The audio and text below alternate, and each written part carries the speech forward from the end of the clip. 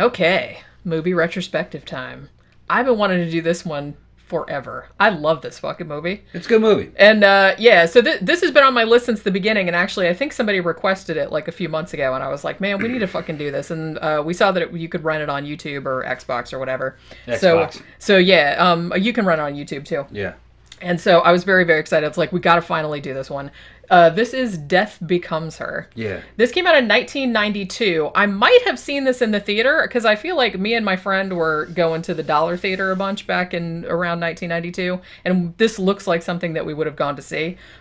If I didn't, then I must have seen it like in 93, like on cable or whatever. And I probably saw it like a million times. So when we were watching it again last night, I was just like, I remembered almost the entire movie, like all the lines and everything like that. We saw them remaster, so this is available like in HD and, in Blu-ray Yeah, quality. because this is one movie that it's held up. Very famously, when it came out on DVD, the DVD transfer was notoriously shitty. I mean, and it was just kind of like, it looked like they had taken what the rumor was going around at the time, that they had just taken the version from the Laserdisc and had just transferred it to DVD without like adjusting it to the format or anything. So it was supposedly, I haven't seen it, but it was supposed to look really, really crappy, like really muddy, like the colors and everything.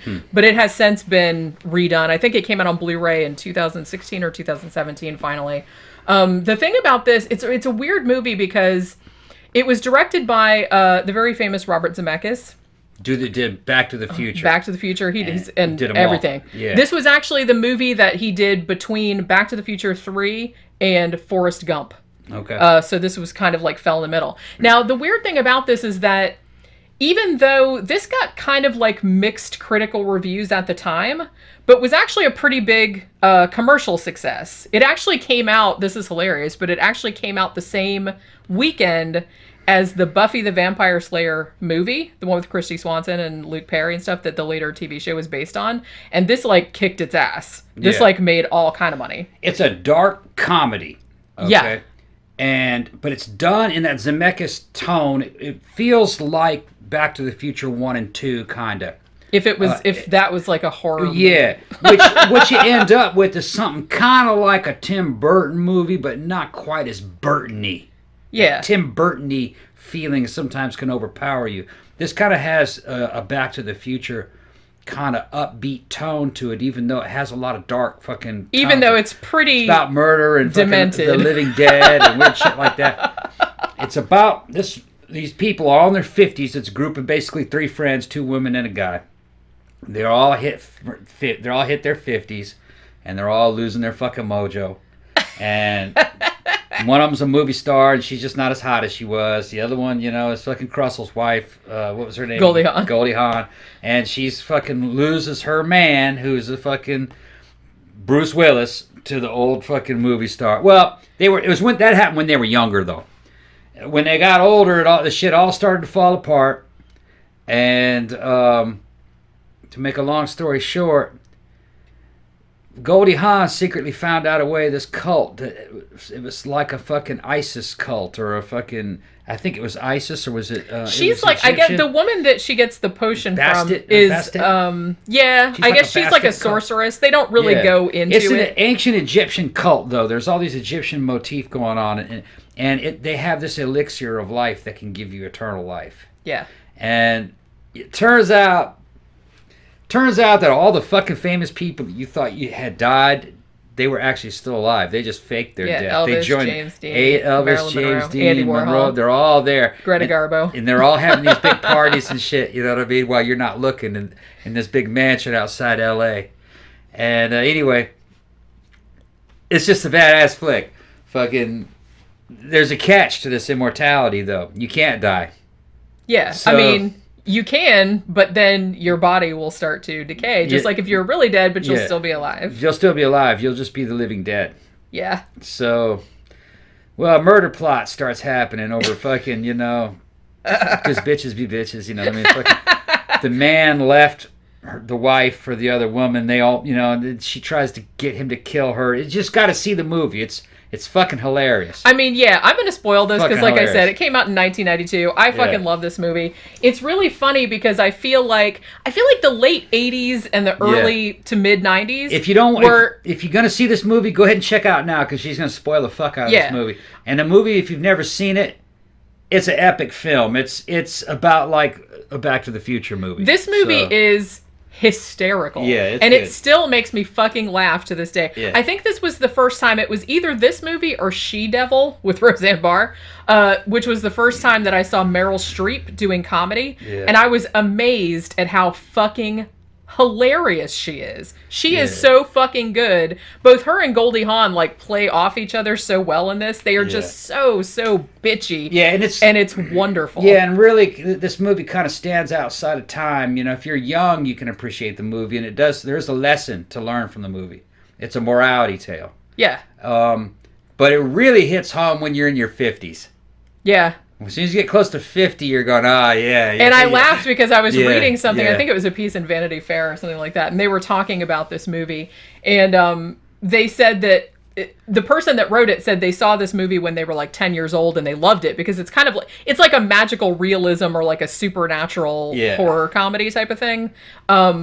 But they said once you get it older, like it really like resonates on a whole new level because you can relate to the characters and like wanting to hold on to their youth and stuff like that. Yeah. But I was going to say that I feel like the period from like, maybe from like 88 or 89, like when Beetlejuice came out, maybe till like the mid 90s, I feel like that was kind of the heyday of these sort of supernatural horror comedies or magical realism type things because you had, like I said, you had Beetlejuice, you had the Frighteners, you had Practical Magic, you had Hocus Pocus, you had the Witches of Eastwick, you had like and I love like all those fucking movies, so I feel like that was kind of like the heyday of that type of movie, which maybe Beetlejuice kicked that off.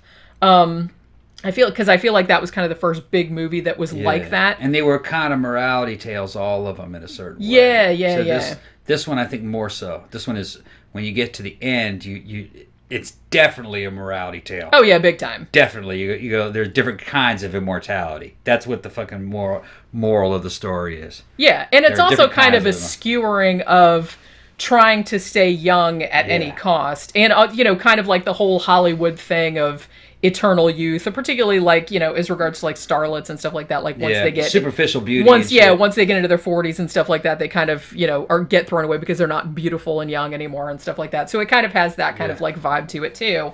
But so the interesting thing about this, so like I said, Meryl Streep is in this playing she plays Madeline.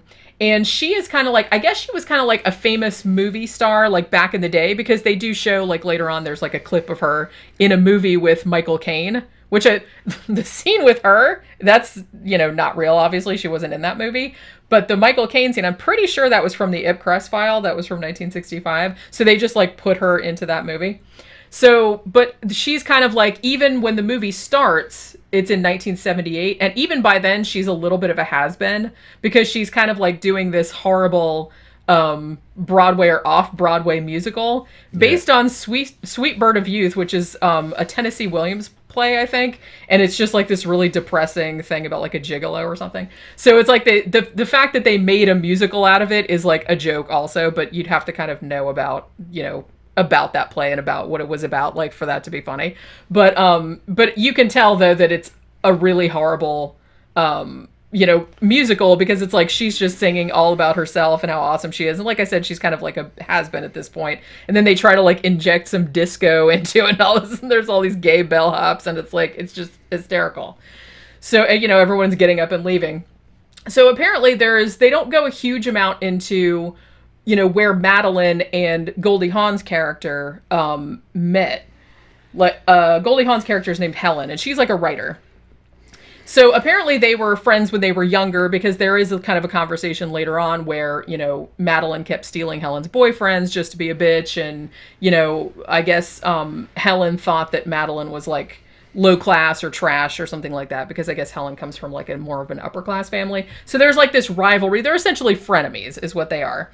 They pretend to be like friends, but then they're always like these throwing shade on each other, and it's only like, pointed barbs and everything. And they're always trying to like undermine one another all the time and trying to like, it sounds familiar, doesn't it, Jenny? Yeah. And so it's like this horrible like competition between them all the time, because they all, it's like I said, and a lot of people do have like friendships like this where they kind of keeps a person around, but then they're constantly like trying to like cut them down all the time, and they're always trying to be better than them. And that's kind of what you see with these two characters. A lot of women are like that. Yeah, well, yeah, some of them are. So, you know what I mean? So that's kind of like the heart of the movie. Now, at the beginning of the film, which is in 1978, so Goldie Hawn's character, Helen, has taken her fiancé, played by Bruce Willis, who is a very like celebrity plastic surgeon, so he's kind of like a big deal too. And she takes him to see Madeline's play, or her musical. And she's like, I wanted you to like pass this test. I have to introduce like all my boyfriends or something like that to her to make sure that she doesn't steal them, because that's what she does. She steals all Helen's boyfriends. And now what they did with this is it's really great, because they made Goldie Hawn at the beginning like look really, really frumpy, which she is not, because she is a beautiful woman and, was particularly beautiful at this time. And so it's very funny how they just made her look like, not ugly, but just like kind of plain.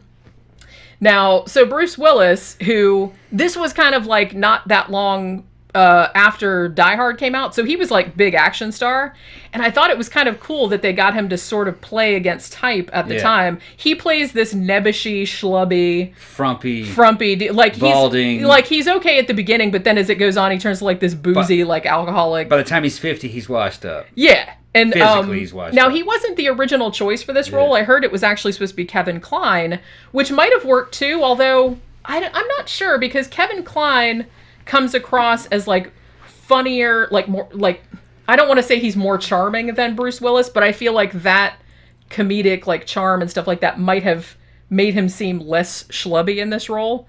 But Bruce Willis really fucking brings it. I mean, he goes all in with like the sad sack nerdiness with this, and it really, really works. This is one of Willis's best movies. It really is. Like, he's really, really good in this. Right, and it's not there is action in it, but it's not Die Hard style action. It's just, he fucking kills a couple of his wives, and then fucking goes on. You just got to see the shit. This is almost like, it's almost like a live action Looney Tunes cartoon. Not quite as zany as that.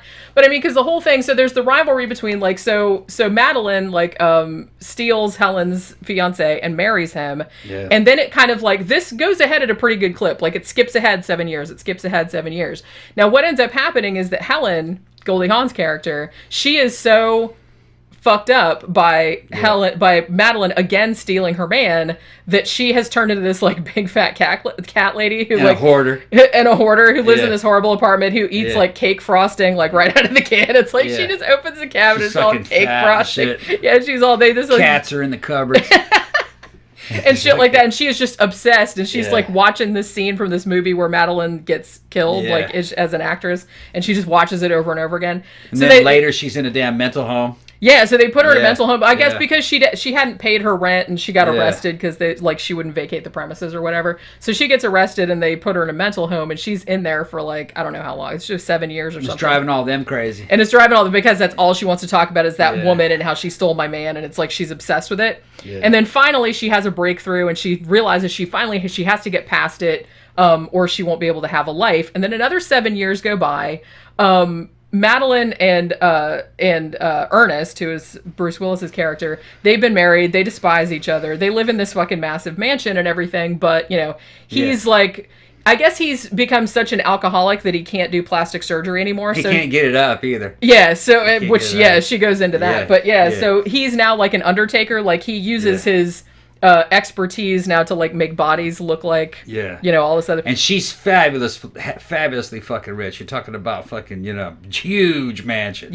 So they both so I'm not real clear on like whose money it is. I guess it's both of their money, because they were both like they I both said, had money. She was a big movie star and he was like a really famous plastic surgeon, so I'm imagining that. So I don't think it was one person's money or the other person's money, but so they So fucking Madeline is like, she's older at this stage, and she's the cool thing about Meryl Streep in this role is another thing too, is she was not afraid to like make herself look like complete hammered shit in this movie. There is a great fucking scene where her maid comes in to wake her up, and she's laying in her bed like up, she's got like the neck pillow, she's got like all the tape like on her face and like shit like tied like that, like to keep her face from sagging, and she's like and she's like snoring and shit. It's she's so got fucking the maid great. trained to tell her that she looks younger and younger every day. Yeah, it's like all this other She's got this young boyfriend who's the caretaker. Dakota. Yeah, and fucking she walks up in the fucking, he lives on, on premise in the guest house. In the fucking worker man's house or whatever.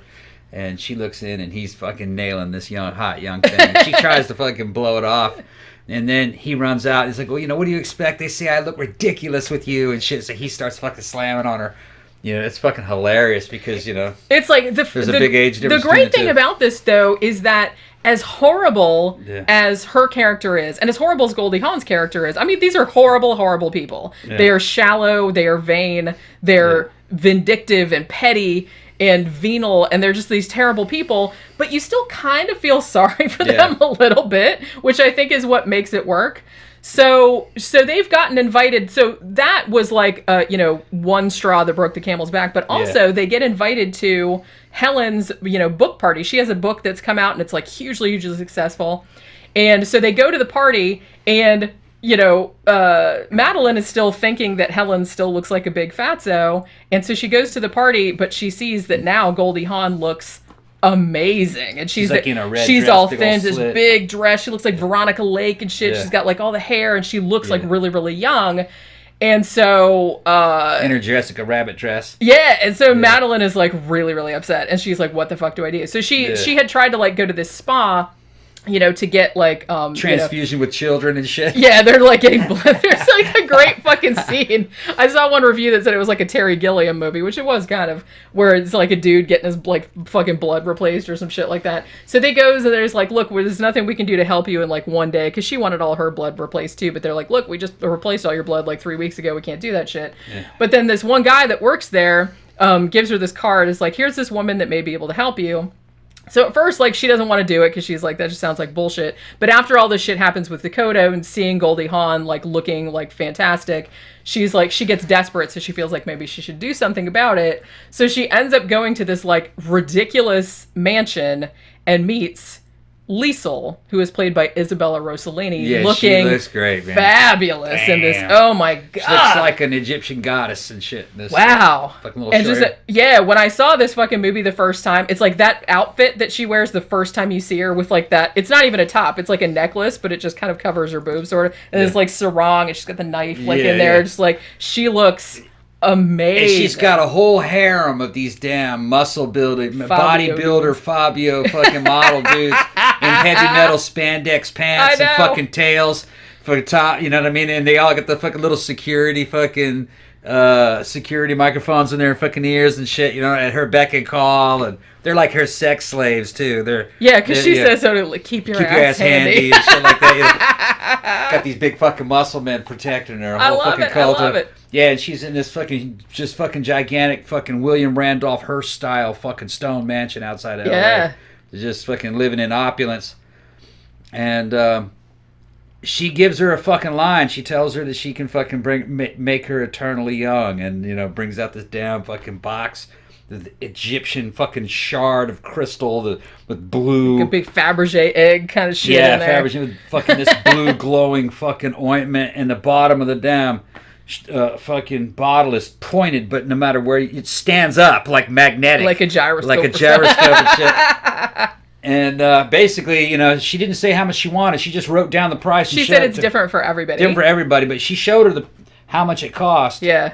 On a piece of paper. And Meryl Streep was like, said, nope. And then she burned the paper, so you never did see how much it cost, but she gave her a little drop of it in a cut on her finger, and fucking when that hand got young, she was like, okay, how much? Yeah, I'll check. Okay, she's like, yeah.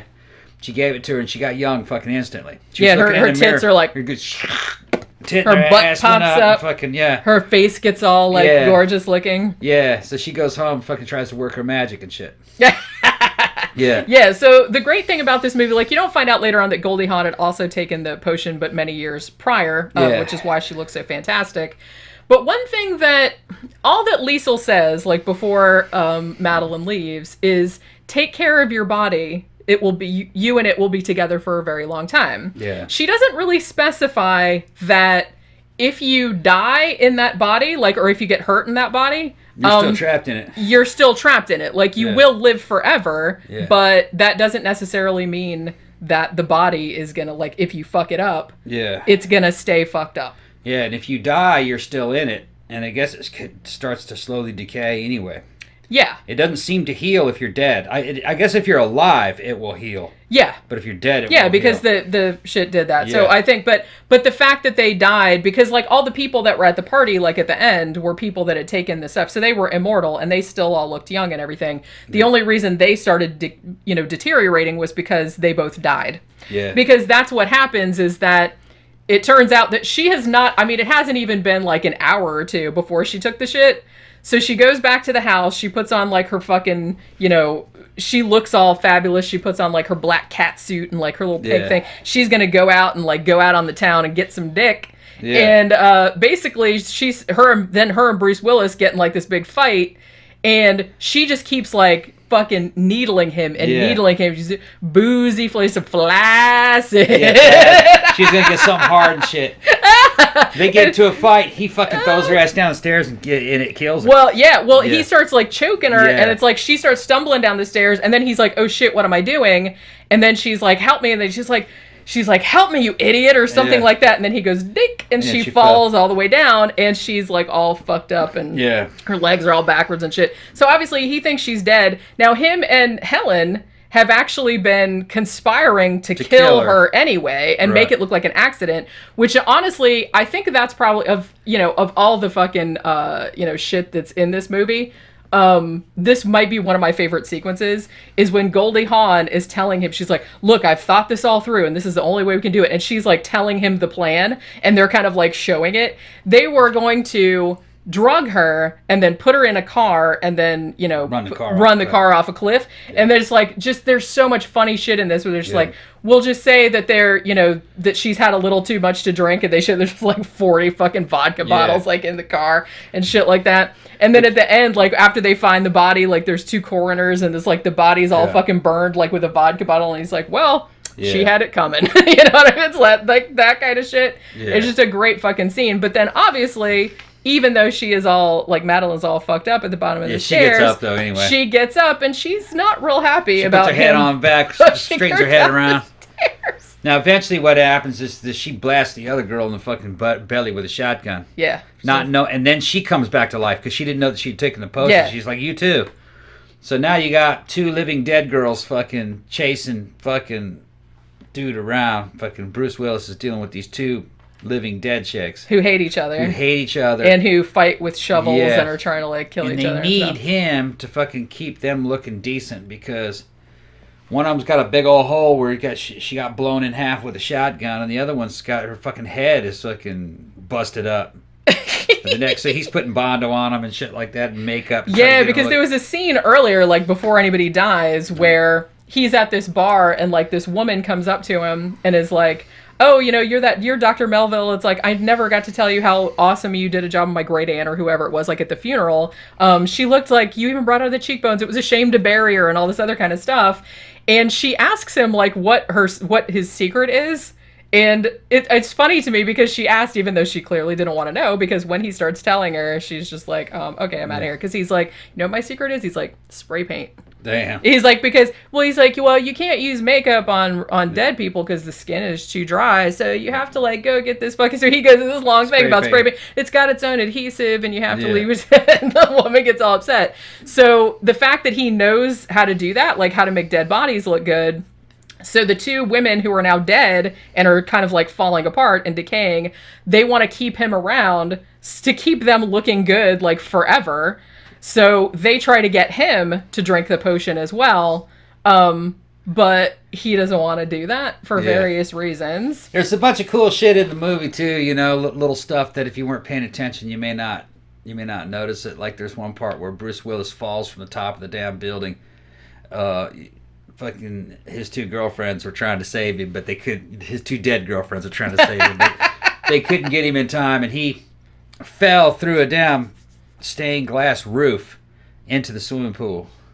And he survived the fall. And when he came out, there's a dude taking his clothes off, and there's a girl taking his clothes off, getting ready to go to the swimming pool. And he goes, you going to be done here in a minute? Or should we come back? And he says, no, I'm done here. And he runs out. And the dude goes, that was pretty neat. He fell through the thing. And if you'd paid attention to who it was, it was fucking Jim Morrison. That was Jim Morrison. Jim Morrison said that was pretty neat. That was pretty neat. Dude fell through the roof. Just all kinds of funny shit. Oh my God, there's just so much funny shit. And like I said, the line delivery in this, particularly Meryl Streep's delivery line, she is just, the shit she says is just so funny. Like the fucking arguments they get into, like, her and Bruce Willis, that whole argument they have on the stairs before he starts strangling her, the shit with like her and Goldie Hawn, like they're fucking, constant sniping at each other and shit like that. Yeah. It's like when, before Madeline takes the potion and she goes to like the book party and sees like Goldie Hawn like looking fabulous. She goes up and, Goldie Hawn's like, they pretend like they live, oh, how are you? And they call each other Mad and Hell, which I think is very funny. That's right. And, because that's the short forms of their names. And, she says something like, I wasn't going to invite you and stuff. I didn't know if you'd want to come because, she was trying to make it seem like, oh, I didn't think you'd care about my book or whatever. Right. She's like, I didn't think you'd want to come. But then I talked to my PR person and my PR person said, Madeline will go to the opening of an envelope. And then it's like, it's just so bitchy. Yeah. It's like, she's like, so I fired her. Well, I almost fired her. Yeah. You know what I mean? So it's like just this really bitchy. And I think this whole kind of over the top, bitchy, campy kind of aesthetic to it. This is why, and I actually didn't really know much about this, but this has kind of become a cult classic, even though, it was a commercial success at the time, but then it kind of got forgotten about. Particularly like in the gay community. And honestly, like, I heard that RuPaul's Drag Race, which I think it was season 7, which I haven't seen, but I think they did like a Death Becomes Her, like inspired, like runway or show or something like that. So apparently this is a really big thing with like drag performers. Like, I can see why. For them to like dress up as these characters, just because their bitchiness is just delicious. And just the way, and also the cool thing about this movie too, and I think, like I said, this was something that, was like in the Frighteners and other types of movies of this, time period, where it's almost kind of like it's set in the real world, but not exactly, because there's like little things in it that aren't really explained, but are kind of like give it this weird, like magical sort of kind of like a Burton flick tone. Yeah, it's like there's stuff like when Madeline goes to the spa and like that dude like appears like just behind them on the couch, like, and he didn't come in. It's like when Bruce Willis's character goes down to the morgue to get Madeline out, and these 3 nuns go by and they're like floating, like they're ghosts and stuff. And like they don't explain anything like that. It's just these little touches that like kind of make it seem like it's not exactly happening in the real world, except it kind of is. So like I said, it's like a magical realism type thing. There was this one part of the scene where like Bruce Willis's character is trying to get the fuck out of that damn party. I think it was after he fell through the roof. Yeah. He tried to get out of there. And it just shows the front door to the mansion and people arriving. And there's a silver sports car there. It wasn't a porcelain spider, but it was like a custom silver little sports car. And he jumps in it to take off, and a dude goes, "Hey, wait a minute!" And it was James Dean. James Dean, yeah. so if you know the relationship between James Dean and silver spiders, you know that's what he got killed in. But because one thing that Liesel, the sorceress or whatever, one thing that she says to Madeline, like after she drinks the potion, is that go out and be fantastic and famous and everything like that for 10 years, but after that you have to disappear. You can like fake your death, or you can just you can become a recluse or something like that. So they're implying that all of these like famous people that are supposedly dead are actually still alive. They just had to fake their death after a certain time period. She's addressing the whole crowd of them down, because the big party, and she's like, it's good that none of you guys, are everybody's laying low except for one person who makes appearances now and then. I'm not going to name any names.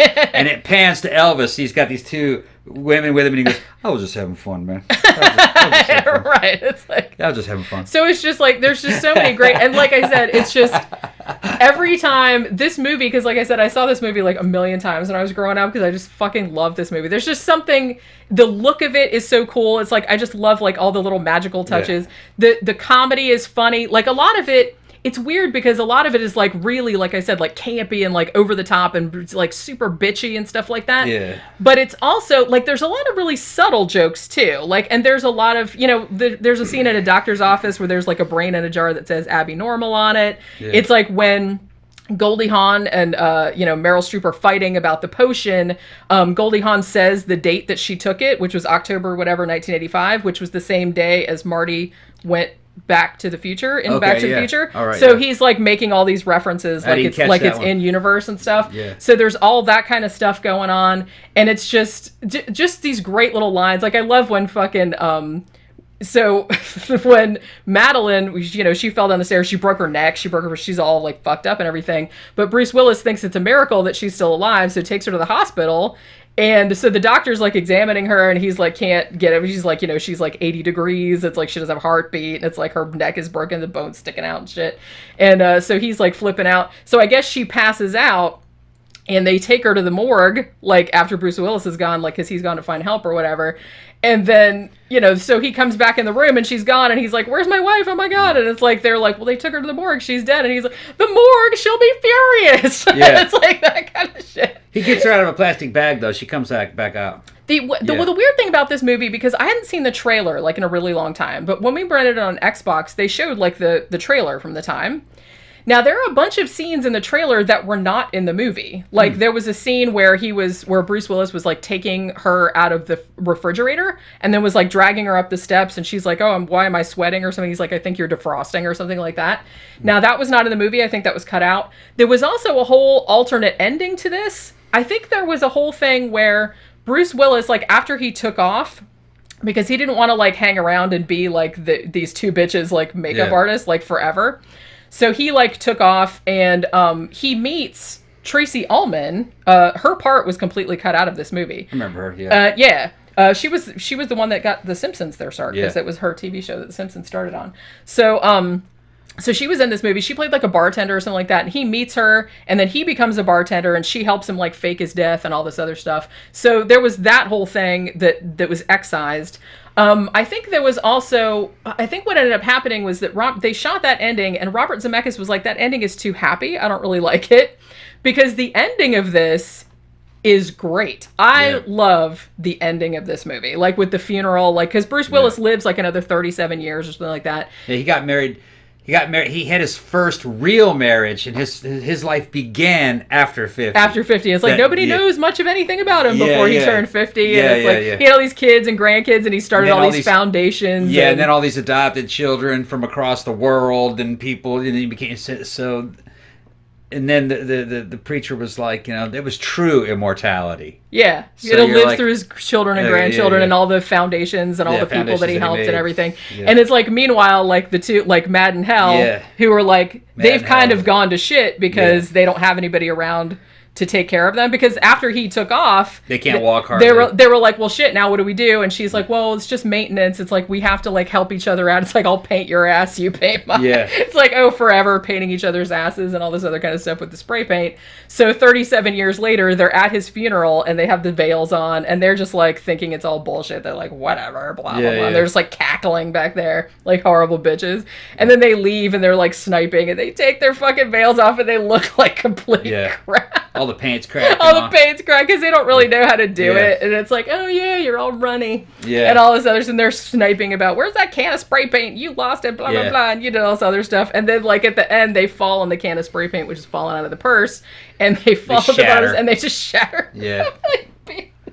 And they're talking to each other after they said, where'd you park the car? Yeah, it's like that's no big thing. Yeah. It's like, even though all I can imagine is like everybody coming out of Bruce Willis's funeral and being like finding all these pieces and like talking heads and shit like that. Yeah. It's just fucking hilarious. But yeah, so great movie. It really is. I would put it up there with the Back to the Future trilogy. I'd put it up there with Beetlejuice. I'd put it up there with what else? Yeah, but it's similar. It seemed like, or similar to The Frighteners. It's kind of gives me that kind of tone a little bit. Kind of, yeah. Because it's like funny, but it's kind of like a morbid humor, which I really like. Yeah. I feel like I said, even though it was commercially successful, I feel like dark comedies are kind of like a hard sell. You know what I mean? A lot of people seem to not like them or anything, but a movie like this could be revived on streaming, though. It could. I heard that they were doing a remake of this, or maybe a musical based on this. I'm not real sure. Well, no, I'm just saying the original. Just remaster the original. People talk about it and show it because it's still applicable today. I saw this. I had never seen this channel before, but I was looking for other reviews of this, and a lot of people have reviewed this because apparently this is like a really, really popular movie. I found this one channel called Movie Bitches that was like they looked pretty young. I don't know how young they were. It was a woman, and then it was like a really, really, really, really over-the-top gay guy who was like adorable and hysterical. And they were drinking wine like through the whole thing, and they had the running tally of how many wines they were having like between them, and it ended up being like 30 or so. It was like some crazy, because it was like a 45-minute, and they fucking loved this movie, and they were just like, they knew the whole thing like backwards and forwards, and they were just like quoting it and just like cackling, and it was fucking hilarious.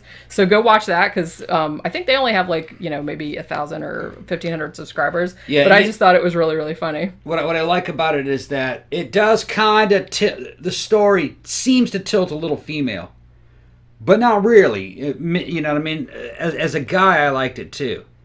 Yeah, there's a bunch of cool shit in it that happened. Well, you could kind of see it from the dude's point of view too, because it was, I mean, his arc. Yeah, then all of a sudden you're trapped with these fucking living dead chicks, and they're fucking, you know, I mean, his arc was finding dropping his balls, because the whole thing is that his whole life, he had been manipulated. Right. But because now you could argue that in the beginning, like Goldie Hawn's character, Helen, did actually love him, and she was actually upset that he had been, like, that he had left her. She was a psycho, though. But, but she kind of became a psycho through circumstance, I think. So. Whereas I think Meryl Streep's character was just kind of like a bitch on wheels, like from the beginning, because she was like just stealing men from Goldie Hawn just because she could, just because she wanted to be an asshole. Ego. Yeah, because she was in competition with her because she was jealous or whatever. So I feel like, you know, Goldie Hawn was a little more sympathetic, but she like went completely crazy too. Obviously, they were both like fucking crazy making of each other. Murders and but the thing about Bruce Willis's character was that, you know, once the you know, the stuff in the story started happening, he was not, you know, neither one of them gave a shit about him. They just wanted, you know, Goldie Hawn just wanted him to kill Madeline, and Madeline just wanted him to stay around to keep her looking good, like, and fixing her, like, when she was dead. So it's like they both just were using him, like, as a toy, pretty much. So, you know, him finally, like, dropping his nuts and saying, I'm gonna be my own person, you know, so he kind of had a character arc as well, like trying just getting away from these vipers. Bruce's best movie is Die Hard 1. It just is. Okay, but I would say this is his best work in terms of acting. I think he did a fucking great job in this. Because he has a lot of range. He has a lot of shit to do in this. He's a very good, I think people forget, because now he's kind of like better known as an action star, but he started out as a comic actor, like he started out on Moonlighting. So this is kind of like more along those lines, but like I said, he's very good at playing kind of this schlubby alcoholic loser who's just been like, all the life has been sucked out of him by this woman. So it's just like really good seeing him playing against type like that. Particularly like what people are more familiar with nowadays. So he's like really, really good in this. And like a lot of his comic delivery was very funny. Like the three of them, I kind of wish they had done more movies together, just because they're so funny. Like the three of them are just so funny together. Yeah. I will say too, I just wanted to mention that this movie, the special effects for 1992, this still looks pretty fucking good. Yeah. Pretty early, like digital effects. This was done by Industrial Light and Magic. They got actually an Oscar for this. And the scene where her head like gets kind of like squished down, like where Goldie Hawn hits Meryl Streep with the shovel, and then she has to pull her head back up. Where you can see like the neck and everything like that. That's the first time that they had ever done like CG to do skin tones. Or, you know, skin texture. And they actually used that the following year in Jurassic Park. Okay. So this was like the first time that they had used that effect, and they used it much later. It looks good. Park. It was good enough. Yeah, it's like you can still see it's not perfect because it was 1992, but for 1992, I mean, it still looks pretty fucking good. And it matches the tone of the movie. too. Yeah, the movie has a slightly fantasy kind of a fantasy like cartoonish kind of tone to it. Yeah, so it doesn't really matter. Yeah, so it doesn't really matter that it doesn't look exactly like realistic because it just matches. Because like I said, it's clearly not the real world. I mean, everything, the first part that's set in New York and the second part was set in Hollywood, but it's clear like a fantastical setting. Yeah. It's a fantastical LA. It's a fantastical New York. It doesn't look like the real thing exactly. Very good movie about life. It is, yeah, with kind of a lot to say, like I said, about immortality and if you really want that or anything. And also, like I said, about aging and vanity and stuff like that. Aging, vanity, relationships. Yeah. Wealth. Yeah. And just seriously, watch this fucking movie. It's just like... Honestly, everything that's awesome about this movie, but still, like, just the bitching between Goldie Hawn and Meryl Streep is just fucking priceless in this, and I could just watch it all day long because it's funny as shit. But yeah, so seriously, you rent it on YouTube. I think it's like $2.99 or $3.99. Rent it on Xbox. I'm sure it's streaming other places too. But it's a fucking great movie, and I feel like a lot of people don't talk about it. Kind of forgotten. Yeah, so definitely fucking see it.